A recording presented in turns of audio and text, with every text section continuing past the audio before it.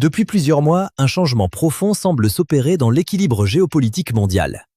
Au Moyen-Orient, la confrontation entre les États-Unis et l'Iran ne se limite plus à un affrontement entre deux États. Elle commence à modifier les alliances, les rapports de force économiques et même la présence militaire américaine dans la région. Washington fait face à une situation de plus en plus complexe. Des partenaires traditionnels prennent leur distance. La Chine renforce sa présence diplomatique et économique, tandis que plusieurs pays cherchent désormais à diversifier leurs alliances plutôt que de dépendre exclusivement des États-Unis. Et cette évolution ne concerne pas uniquement le Moyen-Orient. Du Canada à l'Europe, en passant par l'Afrique, plusieurs dossiers montrent qu'un même phénomène pourrait être en train de se dessiner. Celui d'un monde qui cherche progressivement à réduire sa dépendance envers Washington. Alors, assiste-t-on réellement à un recul de la puissance américaine ? Pourquoi la Chine pourrait-elle profiter du vide laissé par les États-Unis au Moyen-Orient ? Pourquoi le Canada refuse-t-il certaines exigences de Washington ? Et pourquoi les Européens, malgré leur volonté de développer les paiements numériques, recommencent-ils à conserver davantage d'argent liquide ? Enfin, le Ghana relance une question extrêmement sensible, celle des réparations liées à l'esclavage et au colonialisme. Bienvenue sur la Voie des Nations. 1. L'Iran, le Moyen-Orient et le recul de l'influence américaine. Commençons par le Moyen-Orient. La confrontation entre Washington et Téhéran est devenue l'un des principaux points de tension de la politique internationale. Mais au-delà des opérations militaires et des sanctions économiques, une autre question devient de plus en plus importante. Que reste-t-il réellement de l'influence américaine dans cette région ? Pendant des décennies, les États-Unis ont construit un réseau militaire extrêmement puissant au Moyen-Orient. Bases militaires, forces navales, partenariats stratégiques et accords de défense ont permis à Washington de maintenir une capacité d'intervention rapide dans une région considérée comme essentielle pour la sécurité énergétique et les intérêts américains.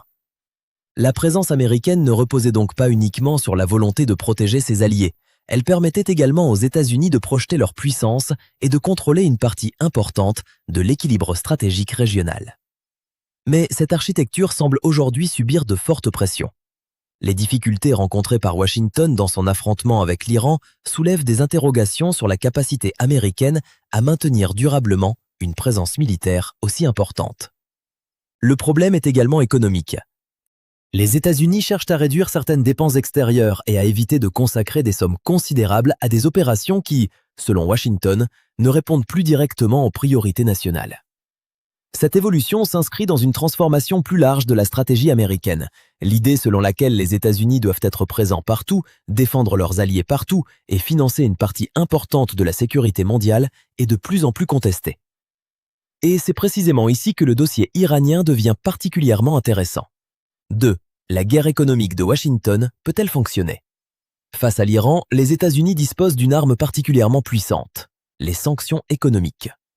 Mais Washington semble vouloir aller encore plus loin. L'objectif serait notamment de mettre en place ou de renforcer des sanctions dites secondaires. Le principe est simple. Il ne s'agit plus seulement de sanctionner les entreprises ou les institutions américaines qui commercent avec l'Iran. Washington chercherait également à exercer une pression sur les pays étrangers qui continueraient à travailler avec Téhéran. Autrement dit, un pays pourrait lui-même subir des sanctions américaines simplement parce qu'il entretient certaines relations économiques avec l'Iran. C'est là que le problème devient mondial, car l'Iran ne commerce pas uniquement avec les États-Unis. Téhéran entretient des relations économiques avec de nombreux pays, notamment en Asie. La Chine occupe évidemment une place centrale. Et si Washington voulait réellement sanctionner tous les partenaires économiques de l'Iran, la question deviendrait rapidement jusqu'où les États-Unis peuvent-ils aller ? Peuvent-ils imposer leurs règles à la Chine, à l'Inde, à la Corée du Sud, à d'autres grandes économies ? C'est précisément ce qui pourrait créer une nouvelle fracture dans le système international. Car si certains États commencent à considérer que les sanctions américaines ne doivent plus automatiquement s'imposer à leurs propres politiques étrangères, alors la puissance économique de Washington pourrait progressivement rencontrer ses limites. 3. La Chine observe attentivement. Et pendant que Washington tente de maintenir la pression sur Téhéran, Pékin observe. La Chine dispose d'un avantage considérable. Elle peut se présenter comme une puissance qui privilégie la négociation, le commerce et les accords économiques. Et surtout, elle peut profiter de chaque espace laissé vacant par les États-Unis. C'est particulièrement visible au Moyen-Orient. Plusieurs pays de la région ne souhaitent pas nécessairement choisir définitivement entre Washington et Pékin. Ils cherchent plutôt à multiplier leurs partenaires. C'est une évolution essentielle. Pendant longtemps, la logique dominante était relativement simple. Pour garantir sa sécurité, il fallait compter sur les États-Unis. Aujourd'hui, certains gouvernements semblent réfléchir autrement. Pourquoi dépendre d'une seule puissance lorsque plusieurs partenaires peuvent être mobilisés? Cette diversification permet de réduire les risques. Et dans cette nouvelle équation, la Chine peut devenir un acteur incontournable. Pékin dispose d'une puissance économique considérable et entretient des relations avec une grande partie des pays de la région. La Chine peut donc tenter de transformer le recul relatif de l'influence américaine en opportunité stratégique. Elle n'a pas nécessairement besoin de remplacer les États-Unis partout. Il lui suffit parfois d'occuper les espaces que Washington abandonne progressivement. 4. Les voisins de l'Iran changent-ils de stratégie? Attention toutefois à ne pas interpréter cette évolution comme une soudaine victoire diplomatique de Téhéran. Les pays du Golfe ne sont évidemment pas devenus des alliés de l'Iran du jour au lendemain. Certains ont eux-mêmes été confrontés aux conséquences des tensions régionales et aux actions iraniennes. Mais leur calcul stratégique pourrait changer. La question n'est plus simplement comment empêcher l'Iran de devenir trop puissant. Elle pourrait devenir comment garantir notre sécurité sans dépendre entièrement d'une puissance extérieure. C'est une différence fondamentale. Un État peut être méfiant envers l'Iran tout en souhaitant développer ses propres alliances. Il peut être partenaire des États-Unis tout en renforçant ses relations avec la Chine. Il peut coopérer avec Washington tout en négociant avec Téhéran. Nous entrons donc dans un monde beaucoup plus complexe, dans lequel les alliances deviennent moins rigides. Et cette évolution pourrait être l'une des grandes caractéristiques de la nouvelle géopolitique mondiale. Numéro 5. Le Canada face aux États-Unis. Jusqu'où peut aller Washington? Mais le Moyen-Orient n'est pas le seul endroit où Washington rencontre des résistances. Un autre dossier mérite notre attention, le Canada. Les deux pays sont historiquement extrêmement proches. Ils partagent une frontière immense, des relations commerciales majeures et une coopération militaire importante. Le Canada participe également à la défense de l'Amérique du Nord, et pourtant, les relations entre Ottawa et Washington connaissent de nouvelles tensions. Donald Trump reproche notamment au Canada certaines politiques commerciales qu'il considère comme trop protectionnistes. Le secteur agricole, l'industrie automobile et d'autres domaines sont régulièrement au cœur des discussions. Sur le plan commercial, les États-Unis disposent évidemment d'un avantage majeur. Le marché américain représente une force économique considérable, mais le problème ne se limite plus au commerce. C'est précisément là que le dossier devient beaucoup plus sensible.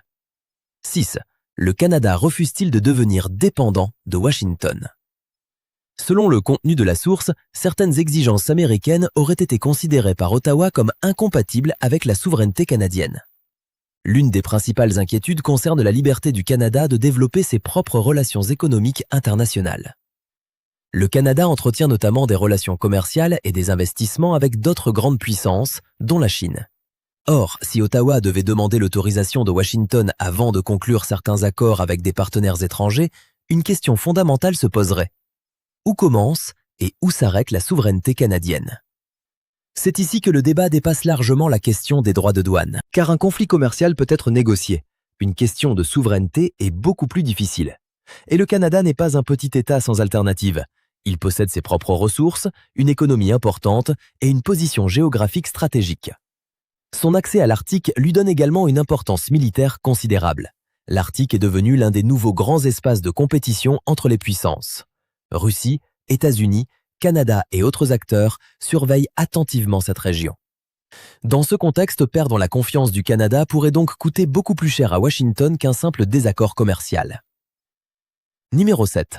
Le Québec, une question qui touche à l'identité. Un autre élément particulièrement sensible concerne le Québec. Le Canada possède deux langues officielles, le français et l'anglais. Mais au Québec, la langue française représente bien davantage qu'une simple langue administrative. Elle constitue le cœur d'une identité culturelle et historique. La question linguistique a déjà provoqué de profondes tensions politiques au Canada. Dans ce contexte, toute tentative extérieure visant à modifier l'équilibre culturel de la province serait extrêmement sensible. Et si Washington cherchait réellement à influencer l'identité linguistique ou culturelle du Québec, Ottawa aurait alors toutes les raisons de considérer cela comme une question de souveraineté nationale. Le message canadien serait donc très clair. Le commerce peut se négocier, mais l'identité nationale ne se négocie pas de la même manière. C'est peut-être là que se trouve la principale difficulté dans la relation entre les deux voisins. Numéro 8. L'Europe veut numériser l'argent, mais les Européens gardent du liquide. Passons maintenant à l'Europe. Ici, nous sommes face à un paradoxe étonnant. L'Europe cherche à accélérer la transformation numérique de son système financier. Les paiements électroniques se développent, les banques investissent massivement dans les nouvelles technologies. Les systèmes de paiement instantanés prennent de l'importance. Et pourtant, les Européens semblent également conserver davantage d'argent liquide. Pourquoi? Cette évolution peut sembler contradictoire, mais lorsqu'on regarde les dernières crises internationales, une explication apparaît. Les citoyens ont découvert une chose importante, un système numérique est extrêmement efficace, tant qu'il fonctionne. Une panne informatique, une cyberattaque, une interruption du réseau électrique ou une crise majeure peut rapidement perturber les paiements électroniques. L'argent liquide, lui, ne nécessite ni connexion Internet, ni serveur, ni application bancaire. C'est précisément pour cette raison que certains Européens recommencent à considérer les billets comme une forme de sécurité. 9. Le retour du cash comme assurance. Selon les données évoquées dans la source, le nombre de billets en circulation dans la zone euro aurait fortement augmenté au cours de la dernière décennie. Mais cela ne signifie pas nécessairement que les citoyens utilisent davantage les billets pour leurs achats quotidiens. Une partie de cet argent serait simplement conservée comme réserve. Pourquoi? Parce que les crises géopolitiques ont changé les mentalités. Guerre en Ukraine, menaces cybernétiques, tensions internationales, risque de panne des infrastructures. Tous ces événements rappellent une réalité. Dans une situation extrême, l'accès à son argent numérique n'est pas forcément garanti. Certains pays européens auraient ainsi conseillé à leur population de conserver une certaine somme d'argent liquide à domicile pour faire face à une éventuelle crise. Ce phénomène révèle quelque chose de beaucoup plus profond. La population ne cherche pas nécessairement à abandonner le numérique.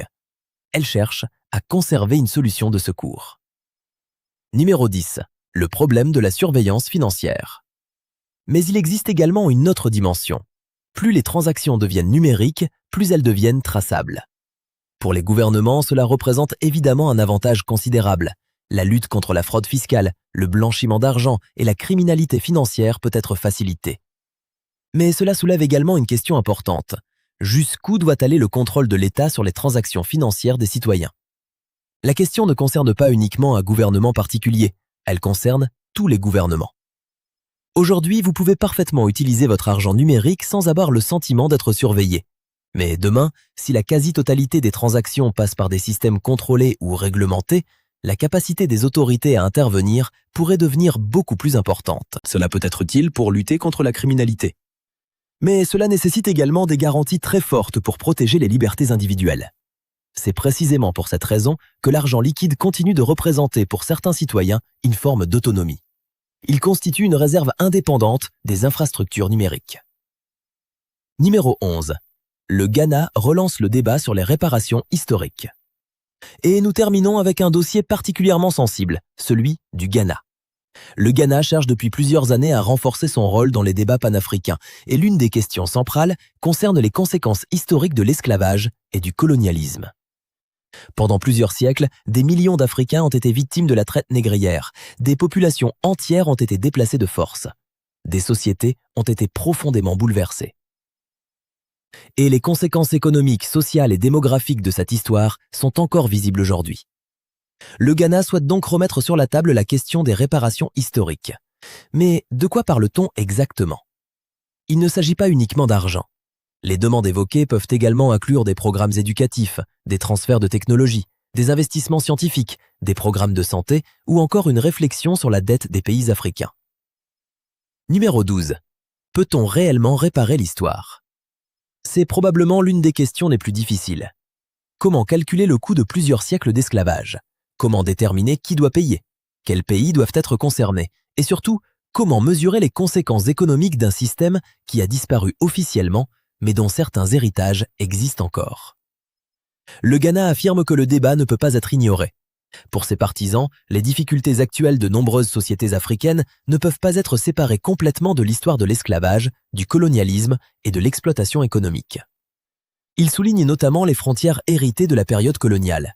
Dans plusieurs régions d'Afrique, des populations différentes ont été regroupées dans les mêmes États sans tenir compte des réalités historiques et culturelles locales. Cela a parfois contribué à alimenter des tensions et des conflits.